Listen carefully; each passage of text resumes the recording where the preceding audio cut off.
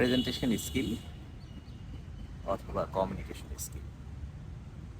আমরা আসলে যখন একটা ফর্মাল কর্পোরেট প্রেজেন্টেশন দিই, কীভাবে দিব, কীভাবে এটা অডিয়েন্স আরও ভালোভাবে নেবে সেই চেষ্টায় থাকি। তো সেই দিকে যাওয়ার আগেই আমি শুরুতে যেতে চাচ্ছি যে আমরা যখন একটা সাধারণ মানুষের ক্ষেত্রে যদি বলে থাকি যে আমরা কথা বলার একটা স্কিল, আমরা অনেক সময় মানুষের সামনে কথা বলতে শাই ফিল করি, অথবা বলতে গিয়ে দ্বিধাবোধ করি, অথবা বলতে পারি না, কথা আটকে যায়। তো এইটা থেকে আমরা কিভাবে রক্ষা পাবো? আপনারা চেষ্টা করুন শুরুতে নিজের সম্বন্ধে জানার। আমরা যদি অনেক কথা আমরা বলতে পারি, কিন্তু নিজের সম্বন্ধে আমরা তেমন বলতে পারি না। নিজের সম্বন্ধে বলার চেষ্টা করুন।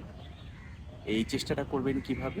যদি বাসায় আপনার রুমে থাকেন, একা একা প্রথমে বলতে হবে। দেখা যাচ্ছে একজন ভাই বোনের সামনে, মানে বাবা মায়ের সামনে, অথবা হাজব্যান্ড ওয়াইফের সামনে, ওয়াইফ হাজব্যান্ডের সামনে, প্রত্যেকের সামনে বলতেই কিছুটা আমরা শাই ফিল করি।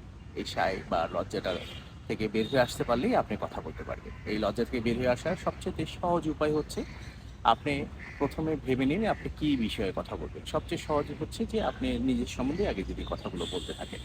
সেই জন্য আপনি আপনার বাসার একটা নির্জন স্থান খুঁজে বের করুন এবং সেখানে একটা আয়না জোগাড় করুন। এই আয়নার সামনে আপনি, এই যে মনে করেন আমি এখন ক্যামেরায় সেলফি ক্যামেরা ধরে কথা বলছি, এইরকমভাবেই আয়না জোগাড় করে কথা বলতে পারেন। আপনি আপনার মোবাইলে সেলফি ক্যামেরা অন করেও কথা বলতে পারেন। আপনি কথা বলেন সবার আগে যেটা আপনার জানা বিষয়, যেটা আপনি জানেন এরকম বিষয় প্রথমে 2 মিনিট কথা বলার চেষ্টা করুন।